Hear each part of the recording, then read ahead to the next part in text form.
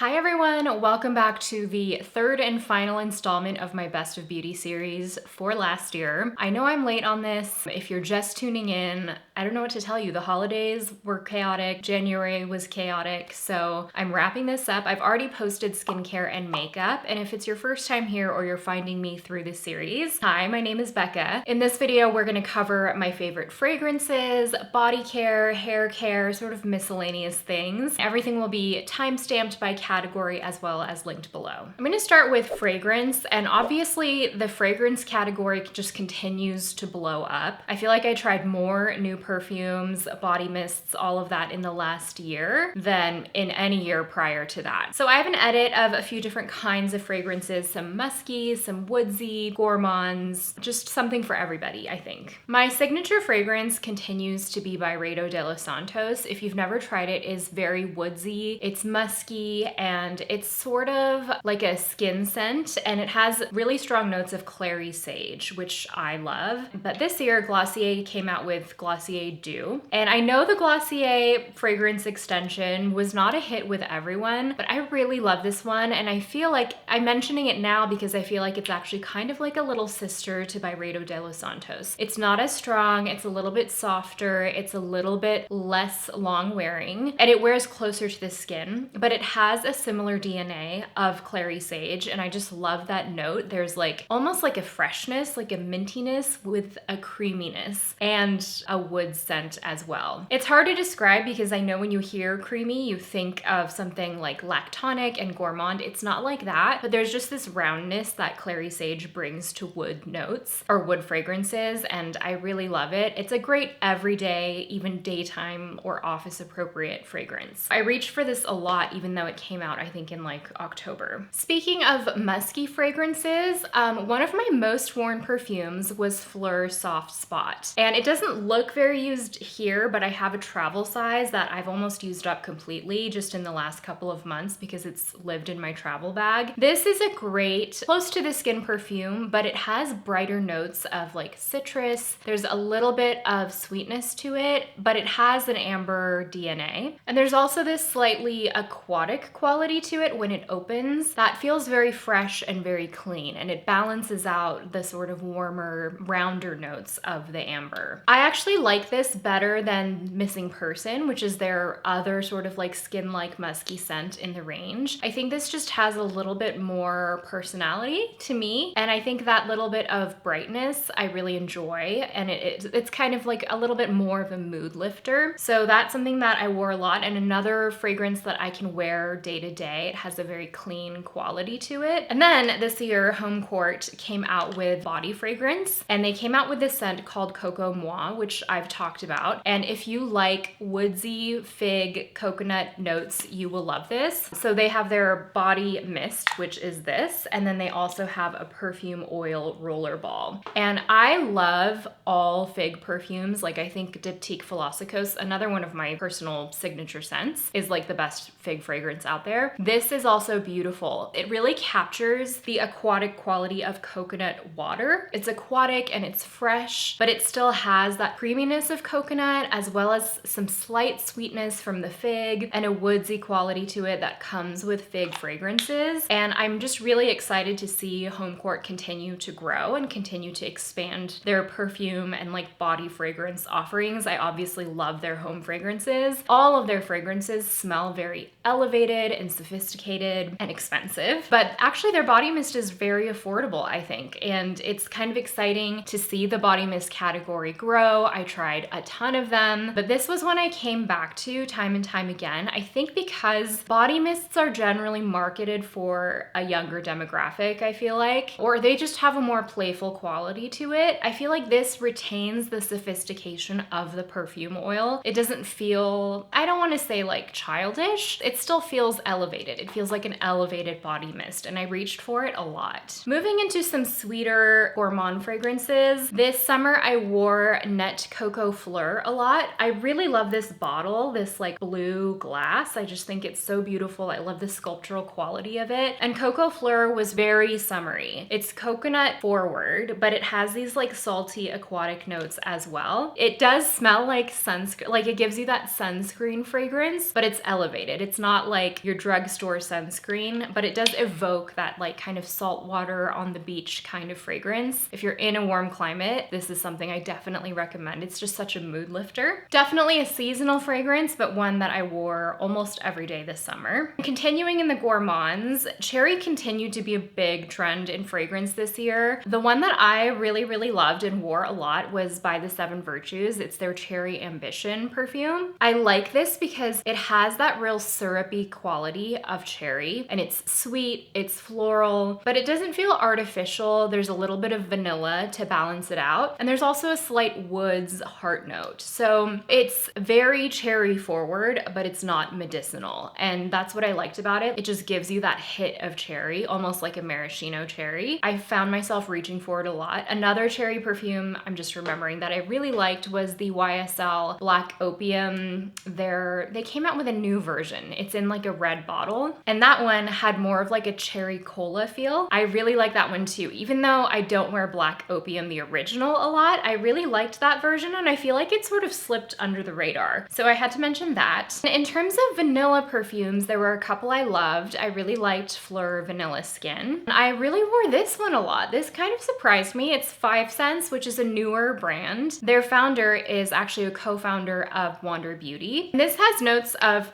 Tahitian vanilla and Australian sandalwood. For a vanilla perfume, it's not revolutionary. It's pretty basic, but like in a good way. It's vanilla, but it's not too sweet. It's not like a sugary sweet gourmand. For a sugary one, I really did like the Maison Margiela. I think it's called something Cafe, the one that's inspired by Parisian bakeries. I really liked that one. But I wore this one a little bit more because it gave me that hit of vanilla, but it's a very rounded, soft vanilla, and it's not sugary because it has that sandalwood quality. I really like wood heart notes. I feel like they wear into my skin really well throughout the day. This one is not the longest wearing, but it makes it a daytime appropriate vanilla. It's just something that I can wear everywhere, even if I want something a little bit sweet. And I don't think every vanilla fragrance translates to every setting, but this one does because it is so balanced and it's not too sugary and it's not too youthful. And then the most expensive and like out of my comfort zone perfume that I tried and fell in love with this year is Amouage Guidance 46. I was able to go to the launch event of this fragrance, and it was my first exposure to Amouage. I had heard of it, but I hadn't smelled their perfumes before. And this does have that Middle Eastern DNA. It has a very long list of fragrance notes. I'll just read some of them. The top notes are pear, frankincense, hazelnut, rosewater, pink pepper, bitter almond. Those are just the top notes. And then it does have this like woodsy dry down,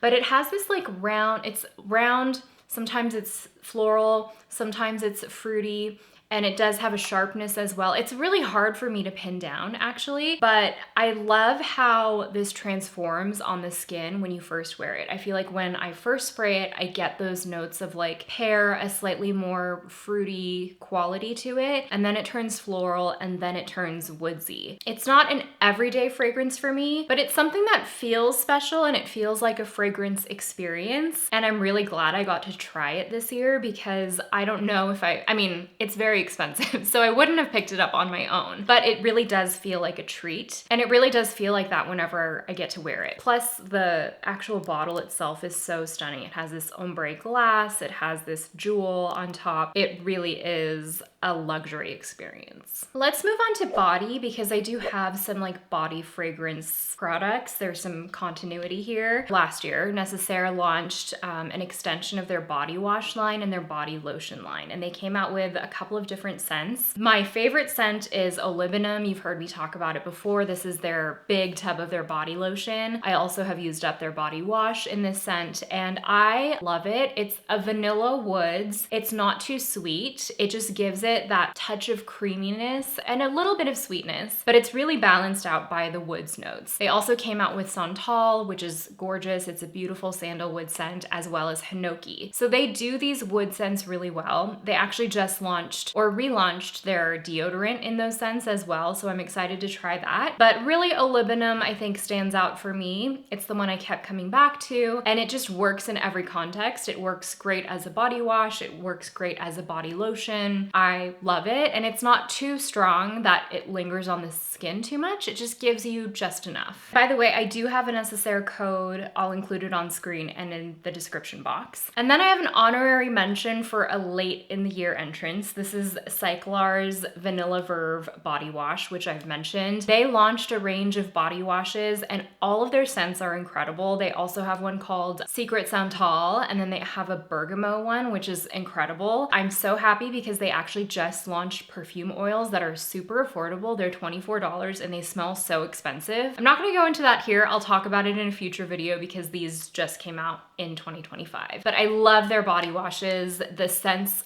smell so expensive and so high end. These I feel like have a little bit more punch than the Necessaire body washes, so they're nice for a kind of like treat yourself kind of moment. And then for my sensitive skin babes, myself included, I generally go for fragrance-free body care. So this is what I use in the day-to-day. First of all, the entire Naturium body care line. I emptied the body wash in the yellow tube or the yellow bottle, their hydrating body wash in the blue bottle. I literally just emptied that last week, as well as their body lotions. And they just came out with the Urea 5% body serum, which I recently talked about. So all of their body care is so good and so targeted. So depending on your skin type and needs, if you're dry or if you're acne prone on the body, or if you want more exfoliation, there really is something for everybody. The Mandelic one is really good. And there are so many different textures in terms of body lotion, body serum, body butter. So it's really a shout out to their whole range because I feel like they're making customized body care or like targeted body care really accessible at such an accessible price point. And I do have a discount code if you're curious to try. It's Becca15, and that works on Naturium site-wide. And then I returned this year or this winter to Kiehl's Creme de Corps. This is a huge bottle. It's a liter, but there's something about the liter bottle specifically that is so satisfying. And I think because it's so big, I feel like I can use it really generously. I mean, it is expensive, but the cost per ounce gets cheaper when you buy in bulk, and you can buy refills of this in their bags. And the thing about Creme de Corps is that I'm realizing, especially compared to something lighter, like the Naturium body serum, it's a spectrum, right? If you like something lighter and more fluid, this is great, although this was a 2025 release. This has been around forever, but it's a little bit richer, more buttery, and more emollient. I think there are more oils in here. And so for me, it's a really great winter moisturizer because it really sticks around without feeling heavy, but I do feel like it's delivering that extra layer of moisture to my skin that I really need. And then finally for hair, this was a very pared back year for hair for me. I've had my hair every color in the past. I've bleached it, I've highlighted it. I returned this year to my natural hair color, if not a little bit darker actually. I just wanted low maintenance hair this year. So I used way less hair product. I had way fewer hair steps than I ever have, and I'm kind of here for it right now. So my favorite hair wash duo was the Necessaire Rosemary shampoo and conditioner. I emptied, I think, 3 sets of the shampoo and conditioner. I have another one ready to go. I'm testing something else right now. But it is just so refreshing. It's so green. It's botanical and it's refreshing. I already said that. It really wakes you up.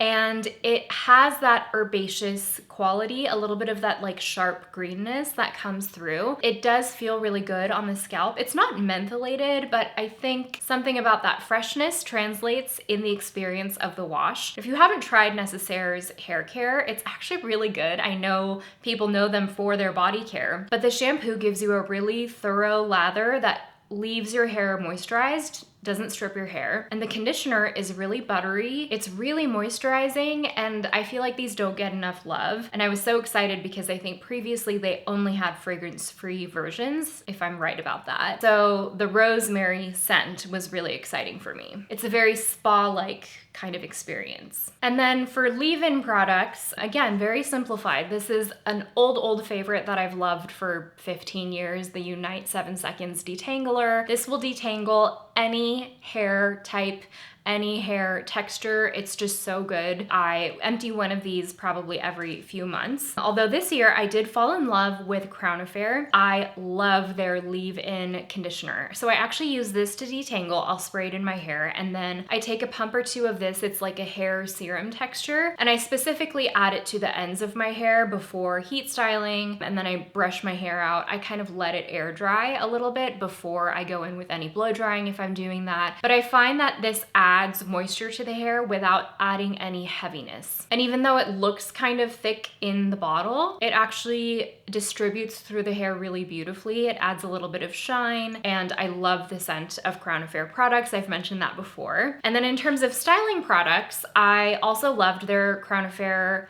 finishing spray. It's not exactly a hairspray. It doesn't have that level of hold, but it does give you just a little bit of control and a little bit of hold without adding any crunchiness. Like, you could still run your fingers through your hair, but it just gives you that little bit of hold, little bit of shine, little bit of finishing without being too much of anything. And it's not like you have to wash it out at the end of the day. It doesn't feel crispy like that. And then finally, in terms of hair tools, these are all hair tools that I've used for the past several years. In terms of blow drying, my T3 brushes have been great. I alternate depending on my hair length. So this is the round one, and then this is the oval one. This year I actually had several lengths of hair. So I started out with like rib cage length hair, and then I chopped it off to like a bob, and now it's growing out, and my hair does grow really quickly. It's about here. So at this length, or when it's below shoulder length, I go for the oval because it gives me a little bit more control, a little bit more grip, and a little bit more surface area. And this gives me that bouncy blowout look without having to use a round brush and a blow dryer. If you have short hair, I'd go for the round just because it gives you a little bit